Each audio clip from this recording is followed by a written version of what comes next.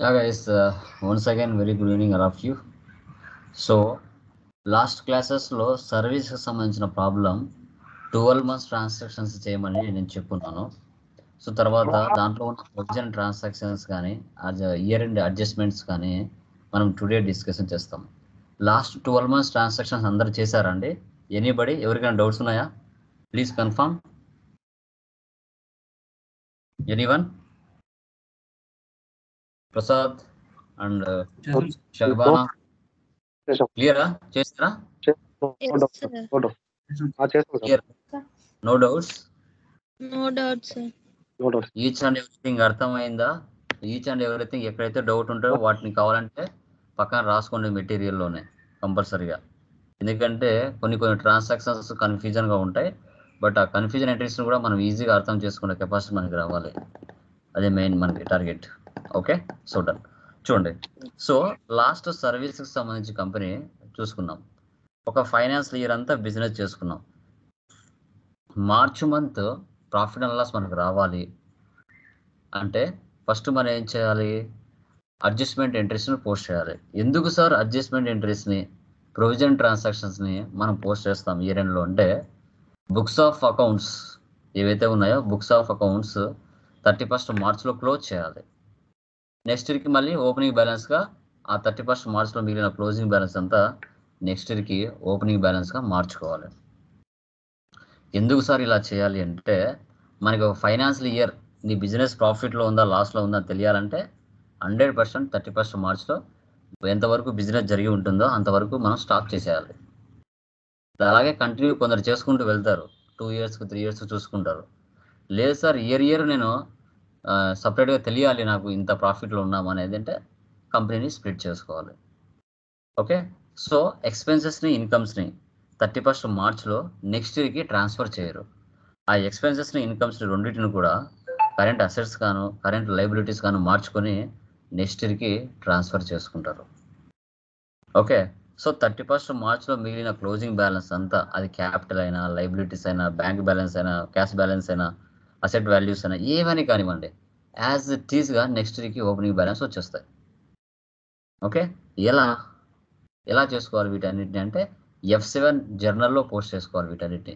ఎందుకంటే ఇవి ఇంకా క్లియర్ కాలేదు కాబట్టి F7లో పోస్ట్ చేస్తాం. ఆ డేటా అంతా నెక్స్ట్ ఇయర్కి ట్రాన్స్ఫర్ చేసిన తర్వాత 1 April 2024కి సో ఏవైతే మనం క్లోజింగ్ బ్యాలెన్స్ అంతా ఉంటుందో అదంతా ఓపెనింగ్ బ్యాలెన్స్ వచ్చేస్తుంది. ఆ అమౌంట్తో మళ్ళీ ఫైనాన్షియల్ ఇయర్ అంతా బిజినెస్ చేసుకుంటూ వెళ్తాం. అలా ఇయర్ కంపెనీని స్ప్లిట్ చేసుకుంటూ ఆ వాల్యూస్తో మళ్ళీ బిజినెస్ చేసుకుంటూ వెళ్తాం. ఇది ప్రాసెస్ జరుగుతుంది ఎక్కడైనా, రియల్ టైం కంపెనీలో కూడా ఇలాగే జరుగుతుంది. ఓకే, చూడండి, సర్వీస్ కంపెనీ ఓపెన్ చేయండి ఒకసారి. ఇక్కడ చూడండి, March month profit and loss రావాలంటే first provision and adjustment entries on 31st మార్చ్లో మనం వీటన్నిటిని పోస్ట్ చేయాలి. నువ్వు ఫస్ట్ మంత్ నుంచి చేసుకొని వచ్చిన ఎక్స్పెన్సెస్ అన్నీ ఉంటాయి, rent, salary, expense bill, office expense, telephone bill, conveyance expense, ఇవన్నీ అవే పదాలతో పేయబుల్స్ మనం క్రియేట్ చేసుకోవాలి కొత్తగా. Payables, so rent payable, salary payable, office expense payable, telephone bill expense payable, conveyance expense payable, ఇవన్నిటిని మనం క్రియేషన్ చేసుకోవాలి ఆన్ ద స్పాట్. ఓకే, చూద్దాం.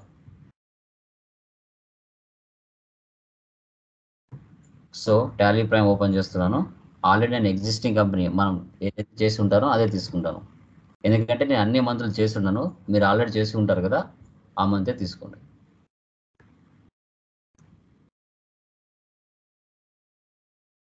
Service company open చేస్తున్నా, ఇదే కదా మనం చేసింది. డే బుక్లో వెళ్తే మనం ఎంతవరకు ట్రాన్సాక్షన్ పోస్ట్ చేస్తున్నాను నేను ఆల్ట్ F2 చేసి డేట్లు తీసేస్తాను. ఓకే, ఏప్రిల్, మే, జూన్ 3 months సంబంధించిన కొన్ని ఇంపార్టెంట్ ఏంటివి నేను చెప్పున్నాను. Okay, done. ఇప్పుడు నేను ఓచర్లోకి వెళ్ళి అన్ని F7లో పోస్ట్ చేస్తాను. F7 journal on the spot create చేసుకుంటాను అన్ని. ఫస్ట్ చూడండి,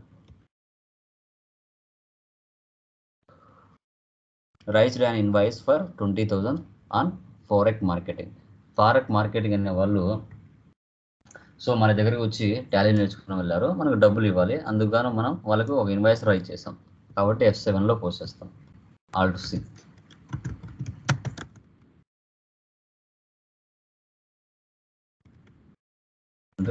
డెప్టార్స్ 20,000.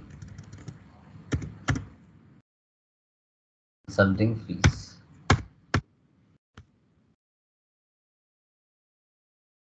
ఆల్రెడీ రెంట్ మనం చేసి ఉంటాం, ఆఫీస్ రెంట్ అని రెంట్ పేయబుల్ చేసుకుంటాం 2,500. Alt C rent payable. Provisions తీసుకోవాలి. ప్రొవిజన్స్ అంటే కరెంట్ లయబిలిటీస్ అని చెప్తాం. కరెంట్ లయబిలిటీస్ అయినా ప్రొవిజన్స్ ఏమైనా తీసుకోవచ్చు. అంటే ఈ రెంట్ అనేది నేను ఇంకా చెల్లించలేదు, దాన్ని చెల్లించినట్టుగా చూపించుకుంటున్నాను, ఎందుకంటే ఇయర్ కంప్లీట్ చేయాలి కాబట్టి. సాలరీస్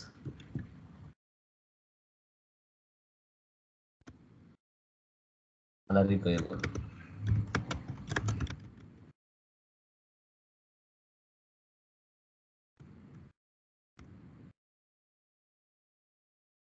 చెప్తారు. Next office expense 150. Office expense payable.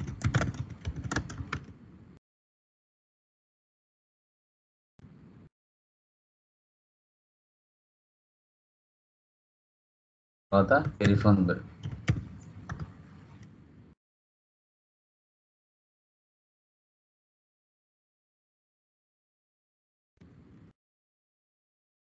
Bill payable. Provisions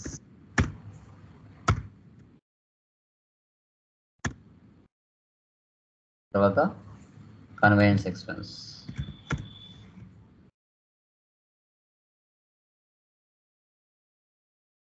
1,300.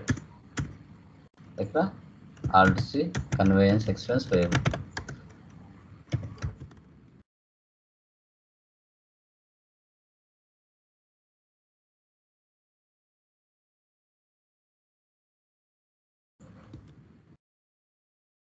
తర్వాత Raj travels cab hiring 6,600. Raj travels. Next electricity expense. Electricity charges అన్నా ఎక్స్పెన్స్ అన్నా ఒకటే.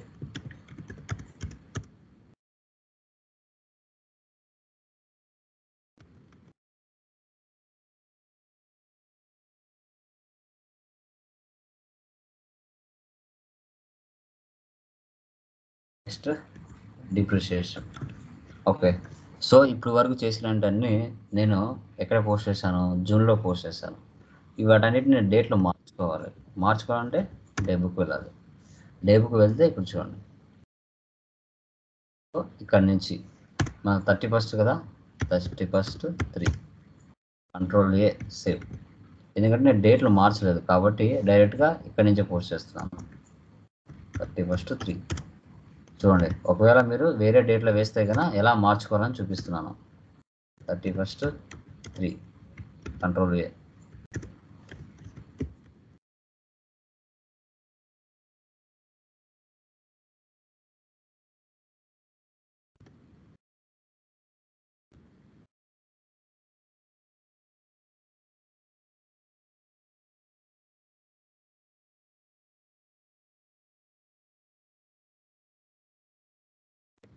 మార్చేసుకున్నాను. కావాలంటే చూడండి, ఆల్ట్ F2 వచ్చేసి 1 3 31st 3 చూసారా, అవన్నీ 31st మార్చ్కి వచ్చేసాయి. Okay, done. వాచెస్లోకి వెళ్ళి డిప్రిసియేషన్ చేద్దాం. Alt C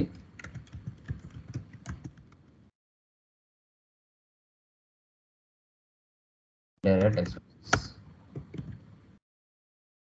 total amount 14401.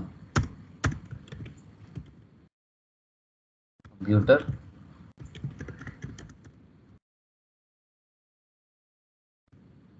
Phone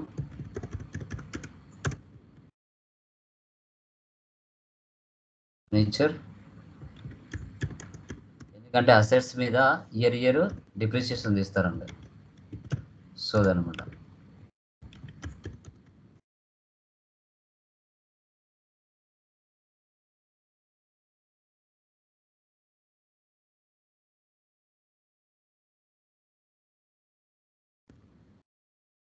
total amount depreciation total amount enter చేసుకోవాలి. తర్వాత రిమైనింగ్ అమౌంట్ మనం ఎంటర్ చేయాలి. Save. Next prepaid expenses. So ఇక్కడ మెగాజిన్ సబ్స్క్రిప్షన్ ఎక్స్పెన్స్ ఇది డెబిట్ చేయాలి. ఆల్రెడీ ప్రీపెయిడ్ మీరు జూలైలోనో ఏదో మంత్లో చేసి ఉంటారు. డైరెక్ట్ ఎక్స్పెన్సెస్ 900 ఇక్కడ ప్రీపెయిడ్ తీసుకోవాలి. ప్రీపెయిడ్ మెగాజిన్ ఎక్స్పెన్సెస్ ఎందుకంటే మీరు ఆల్రెడీ జూలై మంత్లోనో మే మంత్లో తీసుకుంటారు, అది ఇక్కడికి వస్తుంది. Next insurance expense.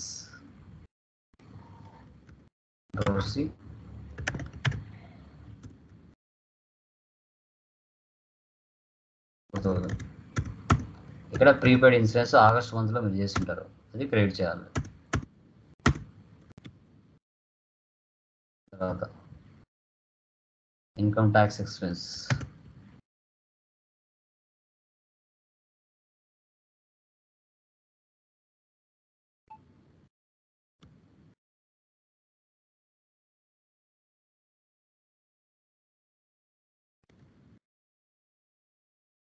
Provisions, payables, provisions అంతే, ఇంక వేరేది ఏం గుర్తుపెట్టుకోకూడదు మీరు.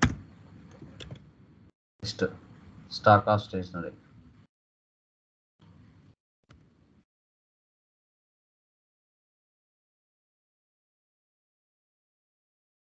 అసెట్స్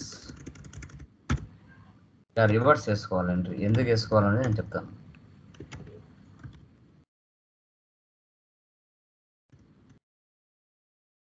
నెక్స్ట్ డ్రాయింగ్స్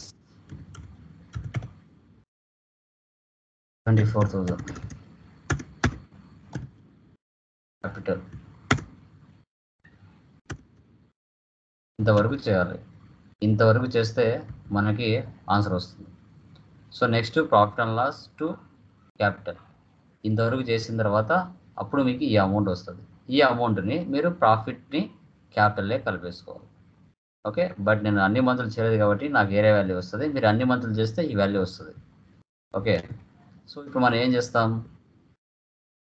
ఇక్కడ అన్ని చేసిన తర్వాత డ్రాయింగ్ టు క్యాపిటల్ వరకు చేసిన తర్వాత ప్రాఫిట్ అండ్ లాస్ చూసుకోండి. చూసుకున్న తర్వాత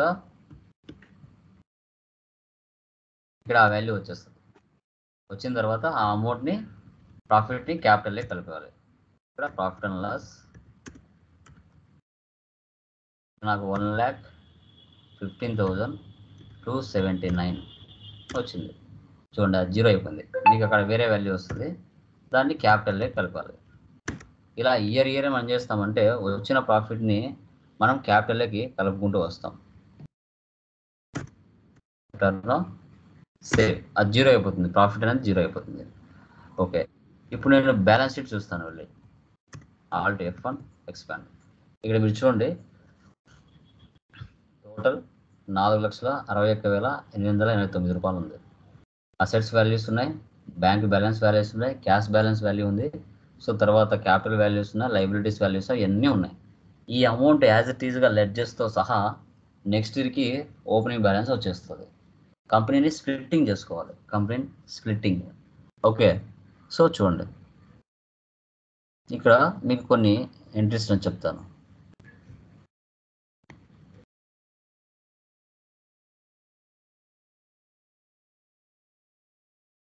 చూడండి, transfer the stationery amount 5,000 to the stock of stationery. Stationery is the expense ledger. Expense and income ledgers will not transfer to the next year. Asset and liabilities only transfer to the next year. So we have to transfer the stationery expense ledger to stock of stationery, which we have to create under current asset group. It's a journal voucher. Expenses ni incomes ni next year ki transfer cheyaru, వాటిని assets గా liabilities గా మార్చడం జరుగుతుంది. So తర్వాత first check the net profit loss account, then go to journal voucher because it is transfer entry as capital has to be increased. ఆ వచ్చిన profit ని capital లోకి కలపాలి. Okay, March month salaries and rent entries. Generally expenses like salaries, rent paid in the next month, but we have to close the accounts in the month March of because the financial year from 1/4 to 31st 3. So we have to transfer the expenses into liabilities. అప్పుడు మనం ఏం చేయాలి? F7లో DR rent, CR వచ్చేసి rent payable. ఇది 31st మార్చ్లో మనం చేయాల్సిన పని.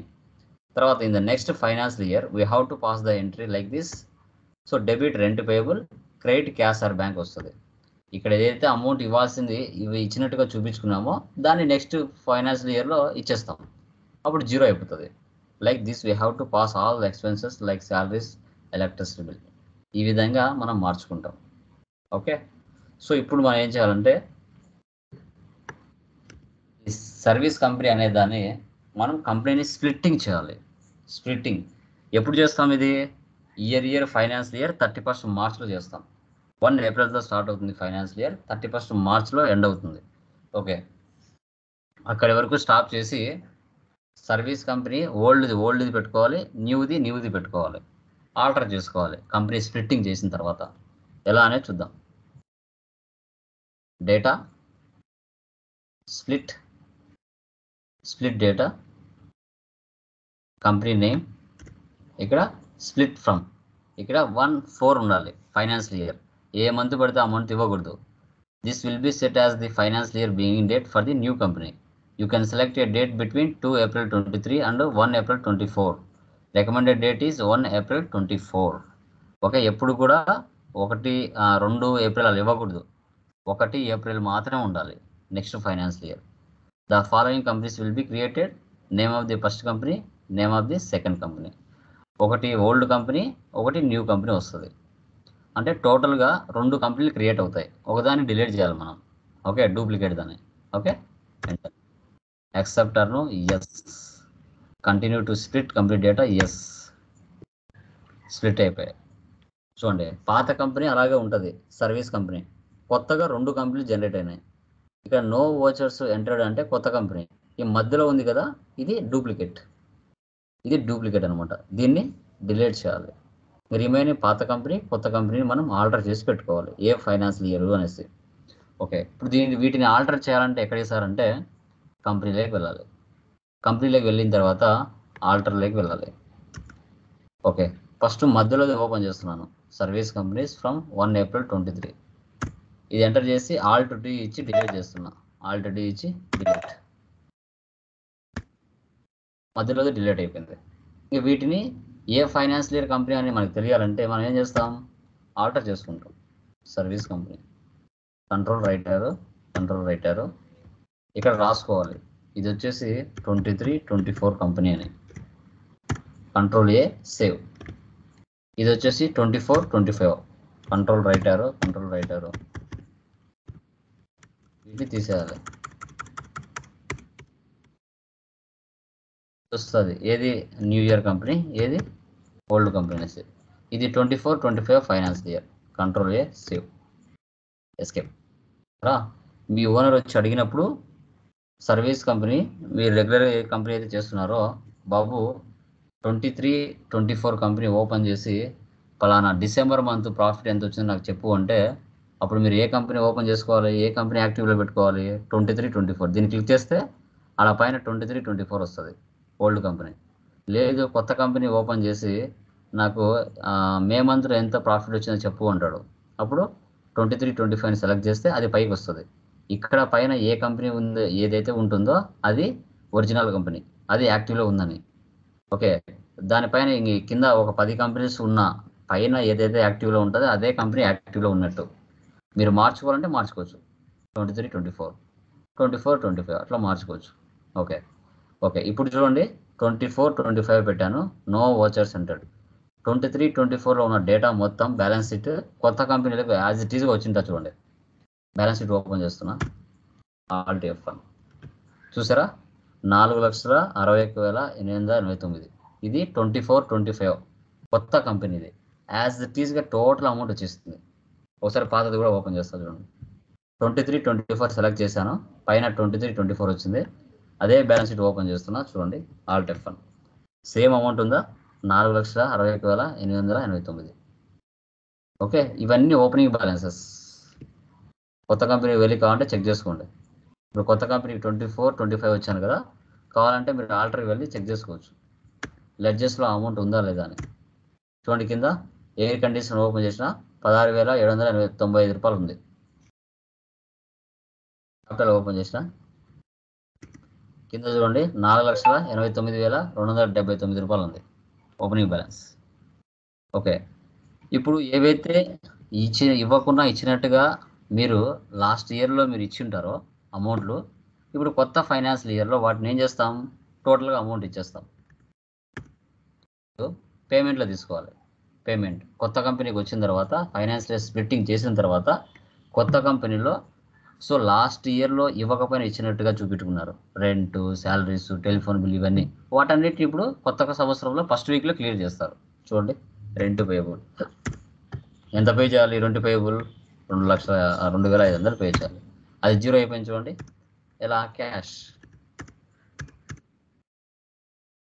సో ఇక్కడ ఎందుకు మారలేదు చూడండి, ఇక్కడ ఎందుకు మారలేదు, 31 మార్చ్ ఉంది.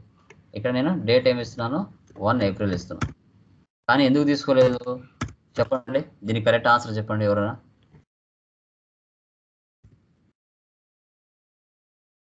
ఎందుకు తీసుకోలేదు ఇక్కడ డేట్, ఎక్కడ మార్చాలి ఇక్కడ డేట్ తీసుకోవాలంటే నేను, ఎవరైనా చెప్పచ్చు ఎక్కడ మార్చాలి.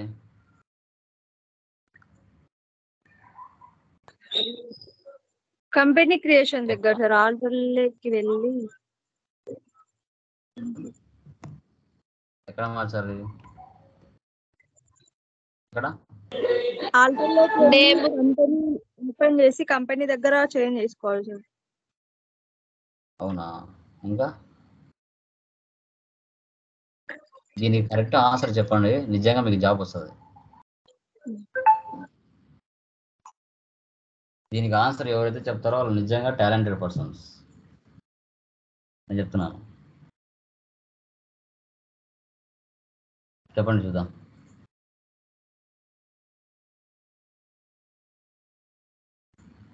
అక్కడ ఎంట్రీ పాస్ చేస్తా అంటే పడడం లేదు. ఎందుకని, ఎందుకు డేట్ మారలేదు, కొత్త కంపెనీలో ఎందుకు డేట్ మారలేదు. ఆ డేట్ పాస్ అవ్వాలంటే నేను ఎక్కడ మార్చాలి, ఆ డేట్ని, ఆ పీరియడ్ని ఎక్కడ మార్చాలి, నేను ఎక్కడ మారిస్తే ఆ డేట్ పడుతుంది కొత్త సంవత్సరంలో 24-25లో ఏ ప్లేస్లో మార్చితే పడుతుంది. ఇది రేపు ఇంటర్వ్యూ పాయింట్లో మీకు అడిగినప్పుడు చెప్పాలి కదా. ఒక కంపెనీ స్ప్లిట్ చేశారు, ఓల్డ్ కంపెనీలో డేటా బ్యాలెన్స్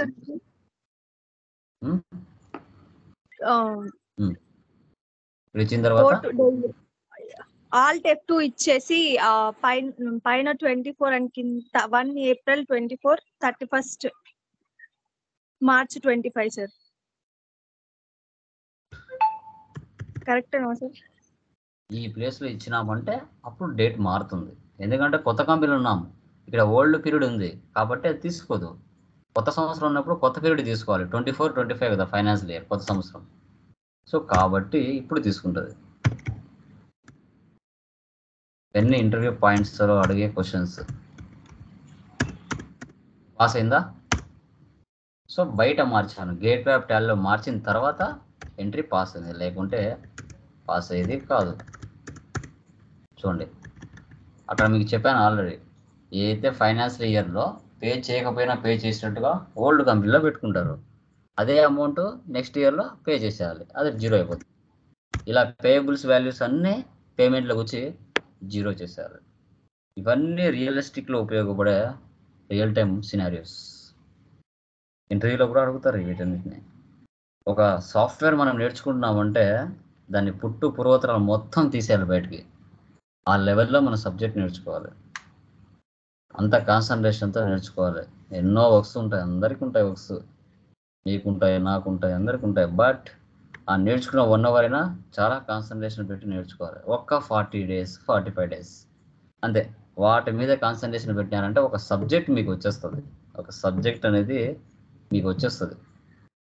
సో ఆ లెవెల్లో మనము కాన్సన్ట్రేషన్ చేసుకోవాలి సబ్జెక్ట్ మీద. ఓకే, క్లియర్ మా? దీంట్లో ఏమైనా డౌట్ ఉందా? Provision month end like year end activities ఎలా పోస్ట్ చేయాలి, కంపెనీని ఎలా స్ప్లిట్టింగ్ చేసుకోవాలనేది టుడే క్లాస్లో మీకు నేను చెప్పున్నాను. ఎవరికైనా డౌట్స్ ఉన్నాయా? Please confirm. Anybody? No, sir. Clear? Clear, sir. Hello sir, Okay. Prepaid current assets కిందకి వస్తాయి కదా సార్? అవును, కరెంట్ అసెట్ కదా తీసుకుంది. కరెంట్ అసెట్ అది ఆల్రెడీ జూలై మంత్లోనో ఎక్కడో వస్తుంది, ఆగస్ట్ మంత్లోనో. ఆల్రెడీ కరెంట్ అసెట్ తీసుకుని ఉంటాం కదా. ఆ ఎక్స్పెన్సెస్ ఆల్వేస్ డెబిట్, గుర్తుపెట్టుకోండి. F7 అనేది మన బిజినెస్ డబ్బులు పే చేయాల్సిన ఉన్నా, లేదంటే ఎవరైనా మనకు డబ్బులు పే చేయాల్సినట్టు ఉన్నా, ఓకే, డిప్రిషియేషన్స్ ఏమైనా ఉన్నా, అలాంటివన్నీ F7కి వస్తాయి. F7 అనేది చాలా మెయిన్ కీ రోల్ మెయింటైన్ చేస్తుంది ఈ రెండు యాక్టివిటీస్లో. ఇదనమాట, అది మీరు గుర్తుపెట్టుకోవాలి. Okay, clear? ఎవరికైనా డౌట్స్ ఉన్నాయండి టుడే క్లాస్లో? క్లియర్? టెక్నికల్ పాయింట్స్ కూడా చేస్తున్నారు కదా అందరు కూడా సబ్జెక్ట్తో పాటు? చేస్తున్నాం సార్. చూడండి, సబ్జెక్ట్తో పాటు టెక్నికల్ పాయింట్స్ కూడా మీరు నేర్చుకోవాలి. అప్పుడే మీరు మార్కెట్లో సక్సెస్ అవుతారు. నేను real time invoices, Amazon invoice, తర్వాత మీషో ఇన్వాయిస్, మా నార్మల్ ఇన్వాయిస్ అని కూడా లైవ్లో చేసి చూపిస్తాను ఎలా చేయాలి అనేసి. ఓకే, అవి కూడా మీరు చూసుకోవాలి. రియల్ టైమ్ ఇన్వాయిసెస్ ఎలా ఉంటాయి, ఒక్కొక్క కంపెనీకి ఒక్కొక్క ఫార్మాట్లో ఉంటాయి. ఎన్ని రకాల ఫార్మాట్స్ ఉన్నా మనం చేయాల్సిన పని ఏందనేది మనం చూసుకోవాలి. అది మీరు కంపల్సరీగా తెలుసుకోండి. ఓకేనా? క్లియర్? యా గైస్, ఈరోజు ఇక చేసేయండి. టుమారో మనం ట్రేడింగ్ కంపెనీ స్టార్ట్ చేద్దాం, ట్రేడింగ్. ఓకే, మధ్య మధ్యలో చెప్పుకుంటూ వస్తాను టెక్నికల్ పాయింట్స్ కూడా. ఓకే, ఈరోజు గణపతి ఉత్సవాలు కదా, కొందరు ఆ వర్క్లో కూడా ఉంటారు, ఇంకా కొన్ని ఏరియాస్లో జరుగుతూ ఉంటాయి. ఓకే, డన్, అది చేసేయండి. ఓకే అండి, డన్. Good night.